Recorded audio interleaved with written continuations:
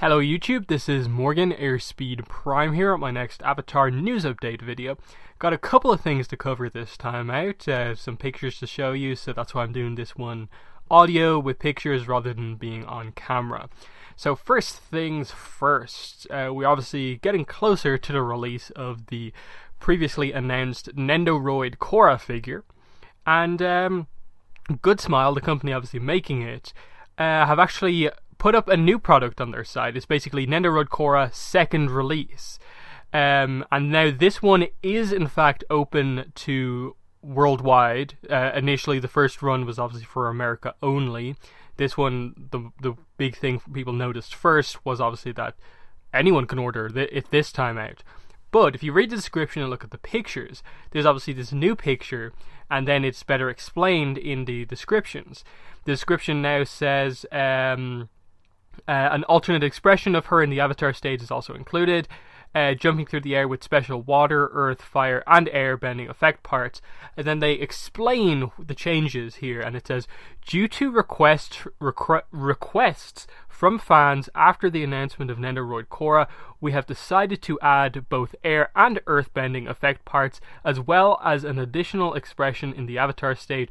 All pre-orders already made for this product will also include these parts. So that's just saying that this is the product. They have updated the product description of this first and second release, which I think is great. I think it's great that they took on the fan feedback that this thing just plain didn't have enough accessories when they first announced it. Why only 2 of the 4 elements? Why only 1 facial expression when every other Nendoroid has like an alternate facial expression? So I think this is really kind of fitting that they've done this. It makes complete sense to me. So, obviously the look of it I think looks really cool. I obviously love the Avatar state look. Seeing it on a figure with such big eyes, it's a little bit creepy, but I think, you know, that the Avatar state is meant to kind of give that effect. It's obviously overemphasized here in the chibi form, but I think it works. The air effect part, obviously, you can see is kind of based around her kind of footing. You can see it's around her foot area, and it's just a kind of bit in between pegging her foot into the ground. And I think that that's fine as a kind of little kind of hurricane type bit under her feet. The only issue I'd have with the new parts they've added is that the earth bit seems tiny. Now, judging from the picture, it's hard to tell if that's just kind of been CG added in or if that part is physically there. I would hope they make the rock a little bit bigger come the final release, because it really looks like the earth just pales in comparison to all of the other ones. Again, admittedly, you know, Avatar state, the usual thing you do with regards to earth bending is you create a bunch of really highly compressed rocks and have them kind of all rotate in a circle around you. So there's only so much they can do, but if it has to be one thing, I definitely would prefer the rock to be a bit bigger than that. But this definitely has me much more interested in the figure. If you saw my video when this was first announced, you will know that I was kind of like, oh, the price is a bit much. It's nice looking, but the price is too much for the amount of accessories. I think the price, they've lowered the price as well on the second release by about 400 yen, 300 yen, in or around that.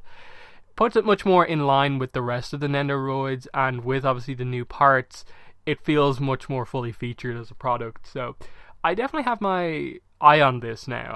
I haven't yet put in a pre-order, but if I get some extra money, it's definitely something I'm considering. Obviously we've got some time before it's released. The first run I think is meant to be out in November. Second run is planned for December. So, you know, it's depending on where you order from, it's going to be somewhere in November, December when you get it. I'm kind of fine with waiting at least another month or 2 and then trying to get an order in. Just because, you know, a lot of places with pre-orders, some of them ask you to pay up front, some of them don't. I'd prefer to pay up front. But overall, great to see that the company took fan criticism on board, changed the product, and it's better for that. There's one company out there who hasn't done that. That's obviously Zwire Industries, who obviously I don't think the criticism was maybe as high, but a few of their releases, it's been clear to see that there's been, especially the Korra that recently came out, people had issues with the way her face was done, and in the final product they didn't really fix it. So it's nice to see Good Smile doing that, and hopefully they'll do more Korra Avatar figures going forward. So that's the first piece of news. The second piece of news is that I don't actually know how long this has been up, but the Korra Poster Collection is out next Wednesday in comic book stores. That's the 28th of September, Wednesday. So the Korra Poster Collection, the follow-up to the Avatar Poster Collection from last year. We now have the back cover. We've obviously seen the front cover before, but we now have the back cover, which reveals all 20 posters. So you can see them all here in this image. And you'll know from my review of the Avatar Poster Collection that I was very critical of the amount of scenery shots. There was a overabundance of them, and then a lot of the sceneries weren't even that great. They're cool in the show, of course, but as a poster, do I really want those backgrounds?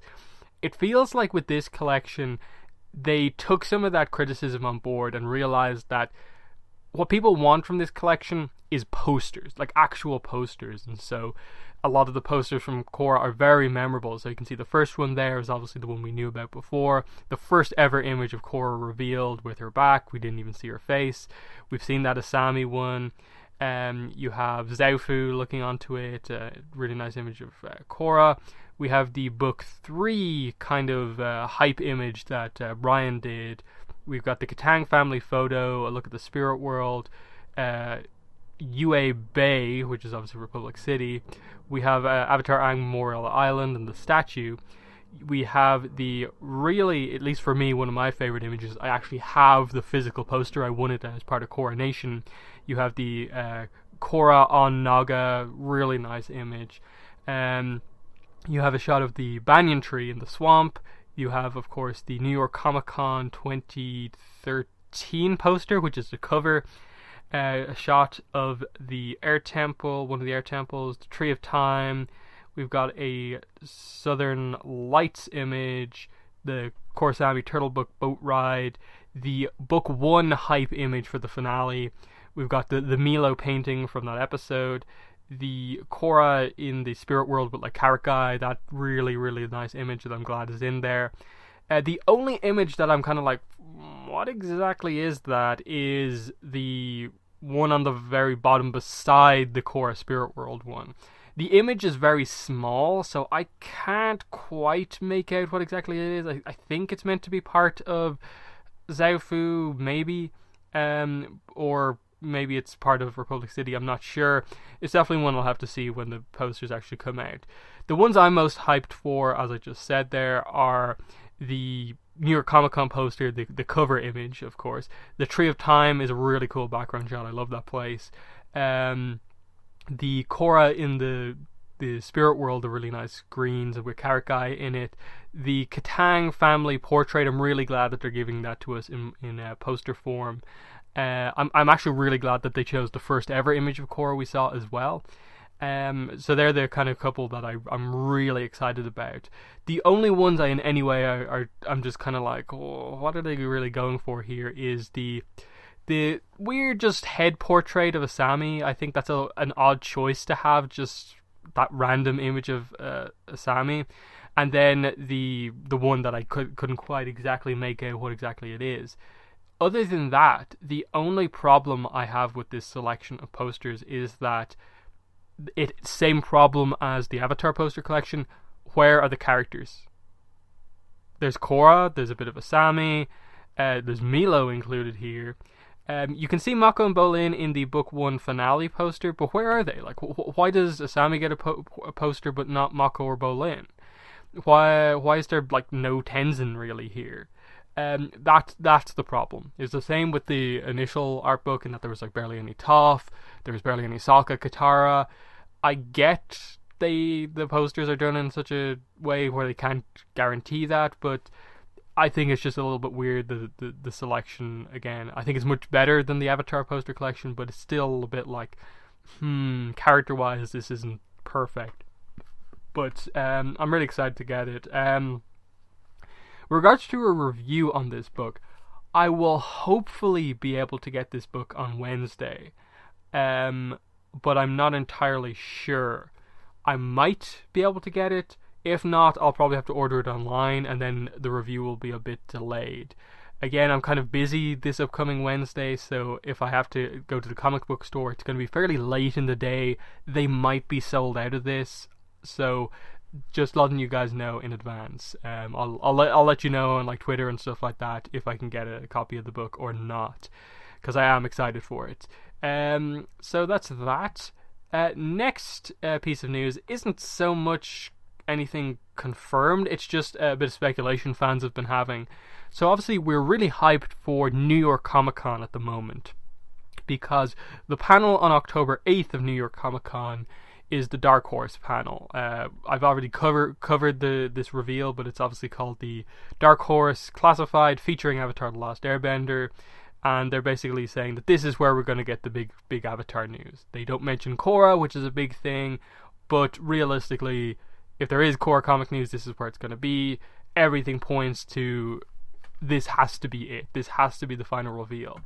But Mike on Tumblr just recently, Mike DiMartino, co-creator of Avatar, and also the writer, the official writer for the Korra comic, his own book, Rebel Genius, this kind of separate project that he's been working on, the first book of that series is coming out in early October. It's I think it's actually October 5th might be the release date.